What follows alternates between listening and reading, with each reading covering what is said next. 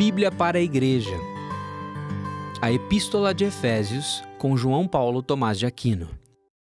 Olá, estamos aqui no Bíblia para a Igreja.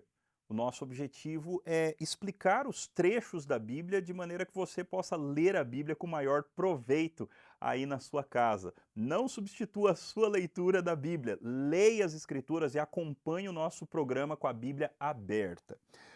Nós vimos, quando nós estudamos Efésios capítulo 1, versículos 3 a 14, a salvação do ponto de vista de Deus, num certo sentido, que o Pai, o Filho e o Espírito Santo fizeram para nos salvar para a glória do próprio Deus. No capítulo 2, versículos 1 até o 10, Paulo fala de novo da nossa salvação, mas agora é como se o ponto de vista fosse de baixo para cima. Qual era a nossa situação antes da nossa salvação e o que aconteceu conosco depois dessa obra maravilhosa da Trindade a nosso favor. O texto então nos diz assim, Efésios 2, de 1 a 10. Ele lhes deu vida quando vocês estavam mortos em suas transgressões e pecados, nos quais vocês andaram noutro tempo, segundo o curso deste mundo, segundo o príncipe da potestade do ar, do espírito que agora atua nos filhos da desobediência. Entre eles, também nós todos andamos no passado, segundo as inclinações da nossa carne, fazendo a vontade da carne e dos pensamentos. E éramos, por natureza, filhos da ira, como também os demais. Mas Deus, sendo rico em misericórdia, por causa do grande amor com que nos amou, e estando nós mortos em nossas transgressões, nos deu vida juntamente com Cristo. Pela graça vocês são salvos. E juntamente com Ele nos ressuscitou, e com Ele nos fez assentar nas regiões celestiais em Cristo Jesus. Deus fez isso para mostrar nos tempos vindouros a suprema riqueza da sua graça em bondade para conosco em Cristo Jesus. Porque pela graça vocês são salvos, mediante a fé. Isso não vem de vocês, é dom de Deus, não de obras para que ninguém se glorie, pois somos feitura dele, criados em Cristo Jesus para boas obras, as quais Deus de antemão preparou para que andássemos nelas. Paulo mostra então como era a vida do cristão antes de conhecer a Cristo. Antes dessa obra maravilhosa de redenção do Salvador, como é que viviam os efésios? Tanto os efésios judeus quanto os efésios gentios. Aliás, Paulo em algum momento até coloca a si mesmo como alguém que viveu nessa condição. Ele diz, ele vos deu vida, mas foi quando vocês estavam mortos. A situação do ser humano, a situação de qualquer ser humano que não conhece Cristo é essa. Mortos em suas transgressões e pecados. Veja, como é que um morto consegue fazer alguma coisa? Um morto só consegue fazer alguma coisa se houver uma força de fora que o impele para fazer alguma coisa. Existem alguns filmes, não é? Normalmente comédia, de alguém que está morto e aí aquela pessoa morta começa a ser carregada de um lado para outro.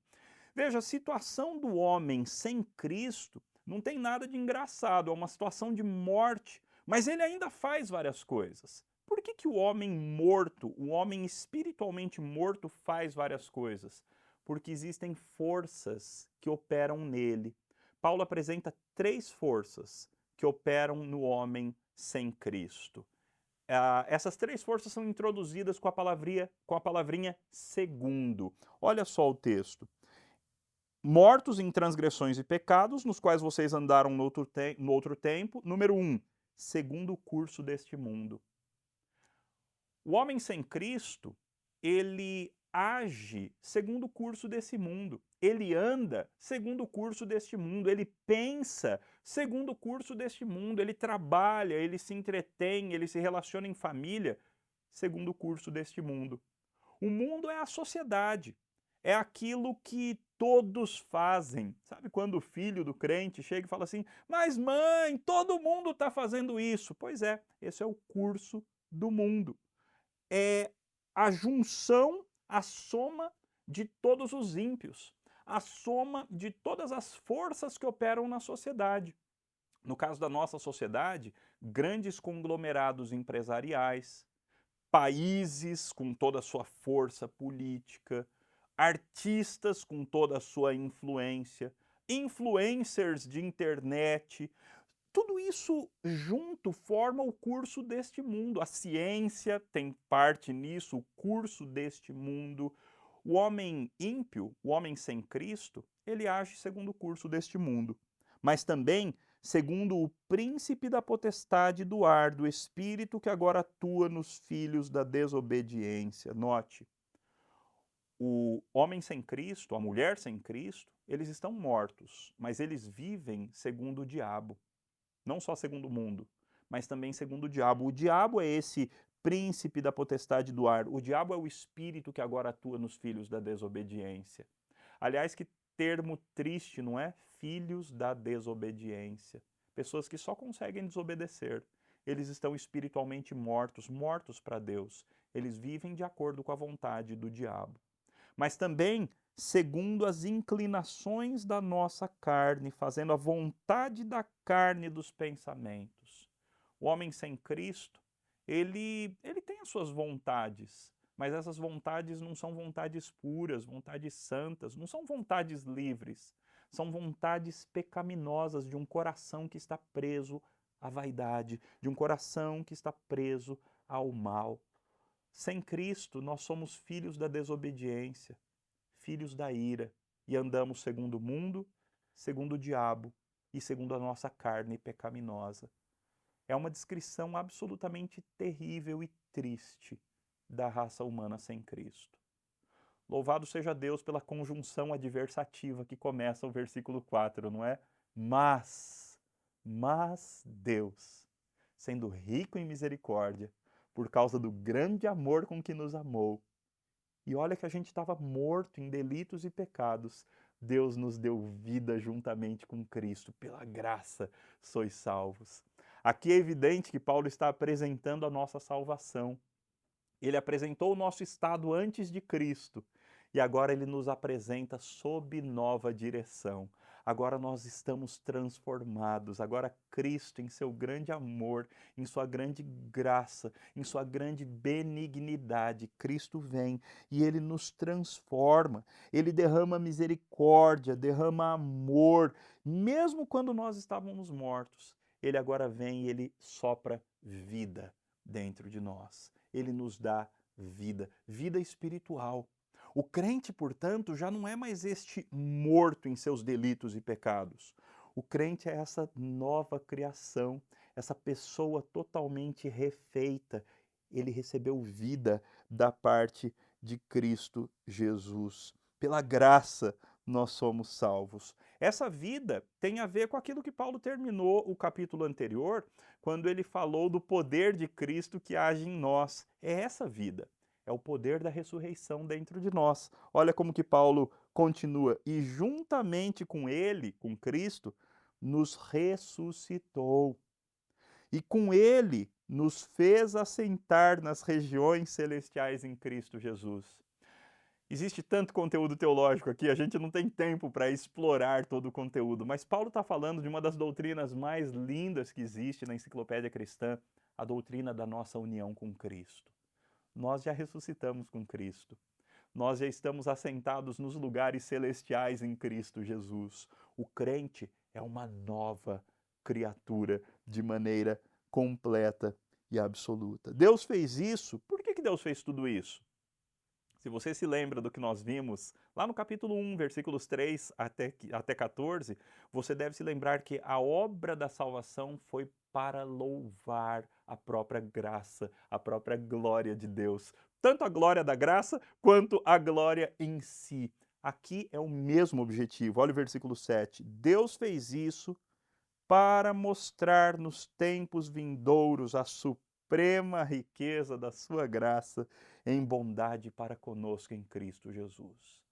Deus nos salva para que Ele apresente ao mundo, aos seres angélicos, aos seres angelicais e aos seres humanos e a toda a criação, a beleza e a grandeza da graça de Deus, que é um dos aspectos, é um dos atributos de Deus e um dos aspectos da glória de Deus. A glória de Deus é a soma de todos os seus atributos. A graça é um desses atributos. E a nossa salvação, ela faz isso. Ela coloca num outdoor bem bonito, ela faz uma propaganda maravilhosa de como Deus é maravilhoso, como Deus é gracioso, como Deus é cheio de glória. Então, uma vez transformados, como é que nós devemos viver? Como é que deve ser a nossa vida? É isso que Paulo fala no restinho desse texto. Ele diz, porque pela graça vocês são salvos mediante a fé. E essa fé, alguns diriam essa salvação, dá no mesmo, mas eu acredito que ele esteja falando essa fé. E essa fé, não vem de vós, é dom de Deus, não de obras. Não foi o ser humano que com suas obras, que com seu desejo, conquistou a salvação. Não vem de obras. Paulo já deixou claro, nós estávamos mortos em delitos e pecados. Éramos filhos da desobediência, filhos da ira, marionete nas mãos do mundo, da carne e do diabo. Não foi de obras. Foi a graça de Deus em Cristo Jesus que nos redimiu. Mas preste atenção, não foi de obras, mas é para obras, para a prática de boas obras. Olha só o texto. Não de obras para que ninguém se glorie. Versículo 10. Pois somos feitura dele, feitura de Deus, criados em Cristo Jesus para boas obras, as quais Deus de antemão preparou para que andássemos nelas. Veja, às vezes, uma ênfase errada na doutrina da predestinação pode criar crentes relaxados, crentes relapsos, crentes que acham que foram escolhidos como queridinhos de Deus e agora não precisam fazer mais nada. Nada mais distante da verdade do que isso.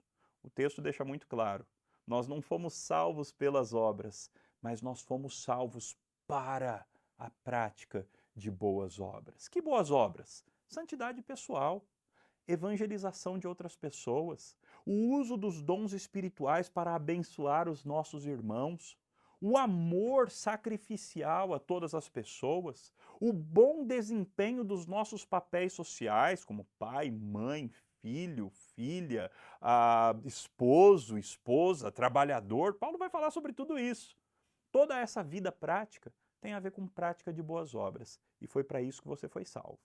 Você foi salvo para mostrar a graça de Deus, para evidenciar a glória de Deus. E essa glória de Deus, ela vai ser evidenciada à medida que de um morto que era marionete nas mãos do mundo, da carne e do diabo, você agora viva em novidade de vida e mostre ao mundo como é o caráter e a prática de uma pessoa que foi transformada pela graça de Deus.